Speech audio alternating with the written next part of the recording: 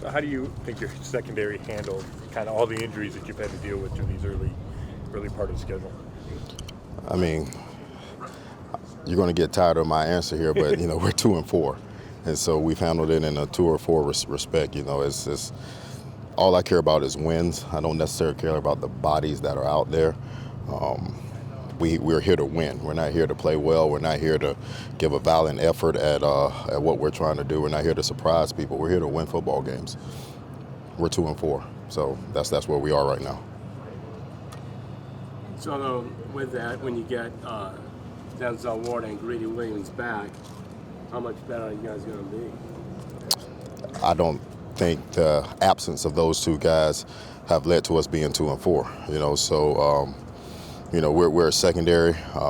Everybody that goes out there and play, we're expected to win football games. So, I'm looking forward to have a healthy room, and then we'll put the group of men for that week that gives us the best chance to win.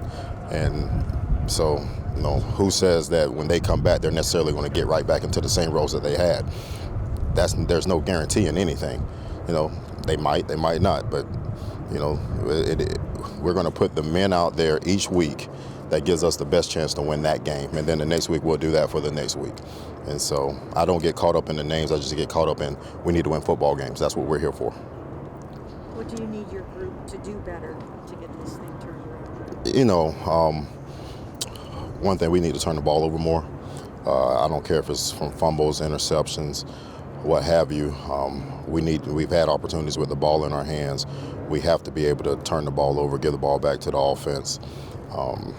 We need to be better in the red area, make them kick field goals instead of scoring touchdowns, especially on third down. We get them the third down, and then we haven't been solid in that area. So if we can clean those two things up or produce more turnovers and better in the red area, that gives our team a better chance of winning football games.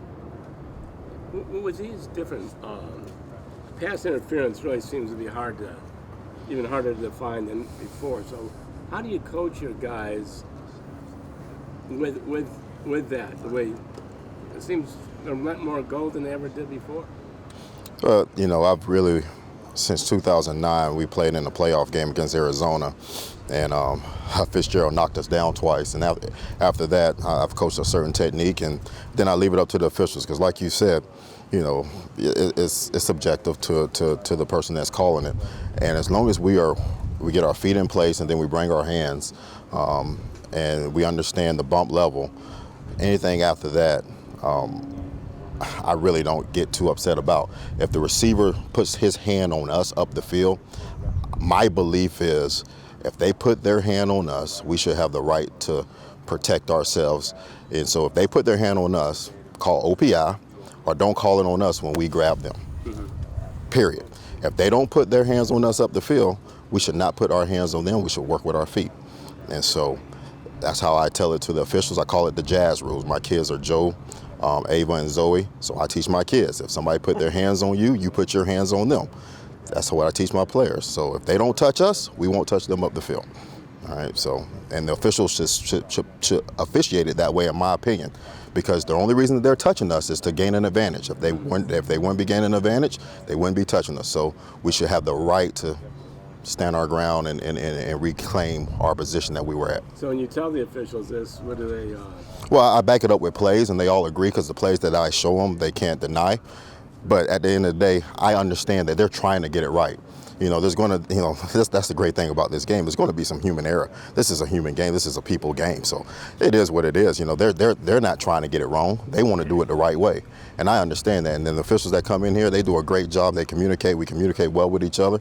But they're trying to get it. They're trying to get it right. And so, but it's difficult. It's going. These guys are going fast. They're strong, and we're all trying to get better at it. You talk about trying to get more interceptions and things like that. You're in a stretch of going against some really good quarterbacks that really don't throw interceptions. I mean, Russell now has 14 TDs, no interceptions. Jimmy didn't throw many. Time coming up. So, how do you coach or practice or try to get them when these guys aren't giving them? I mean, the thing is, you don't chase them. That's the first thing you don't do.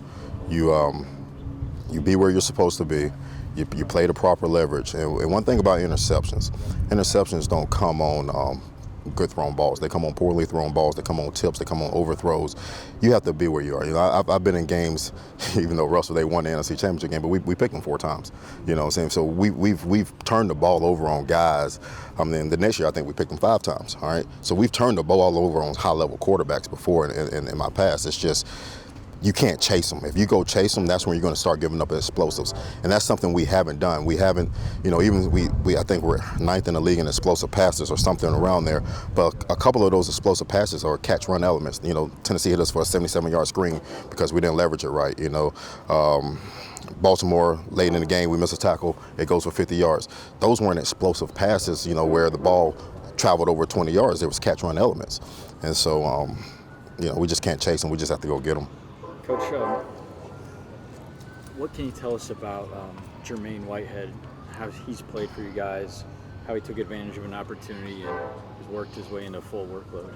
You know, not necessarily just talking about Jermaine, just talk about everybody that's played.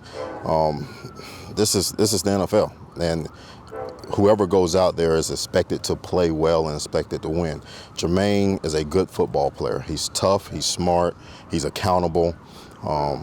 But that's no different than a Justin Burris, a Eric Murray, a T.J. Carey. All those guys have those attributes. And so what we need to do is take those attributes and get some W's and win. Like I said, I'm a simple man when it comes to my approach to the NFL. All right, we're here to win. We're not here to play good. We're not here to do anything else other than win. That's why the people fill that stadium, is to come watch the Browns win. We got to do it, you know. So Freddie said yesterday that all this talent has gotten you to 2-4, and I know you're not a guy that bought into the hype or anything like that. No. Did you get the sense that some of the guys did? That they just said, we're so talented, we're going to win games, and they've been proven wrong? No, I think that's a great question. You should ask them, all right, because I didn't ask them that. I worry about what I see on the field.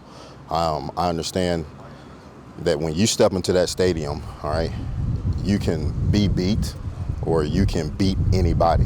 Okay, that's why we play the games. If not, they would just put the schedule out there and check it off, you know. And so I don't know what they thought. You know, most of these guys have been in the league a long time. They understand what it's about.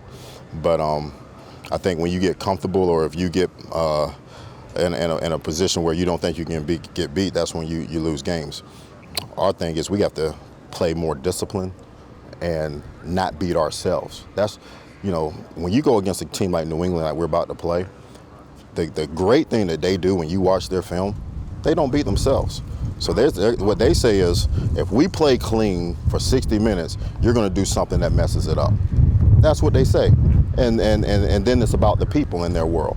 They understand matchups. Well, we can't allow them to be right about us. We can't go in there and have penalties. We can't go in there and make mental errors. We have to go play clean. Once we do that, the talent will show more. Do you think not playing as clean as you need to comes from thinking we're good enough to overcome those? No. Just haven't played clean. Just haven't played. No. Now that you're almost out of it, the day that you lost 3 DBs in one practice, are you almost still amazed by how that could happen? Now that was that was weird, because it was not only just in one practice. It was in a period of probably 4 minutes where Redwine goes down, and then Greedy, Denzel was next, and then Greedy, and I'm sitting there like, okay, now I don't have enough to get through this practice, much less the game that we have coming up with this team coming from the West Coast. So it was interesting, but the guys responded. Justin Burris came in, and as soon as he got off the plane, I give him a lot of credit. He got off the plane at 7:15. We started meeting at 8 o'clock, and we met a couple hours that night. The next morning, we got together. We met for a couple hours. Then he got with the group. We got to the hotel. We met some more. And I give him a ton of credit because he went out and played a really good football game. And then I give Jermaine Whitehead a lot of credit because he helped him with some of the calls.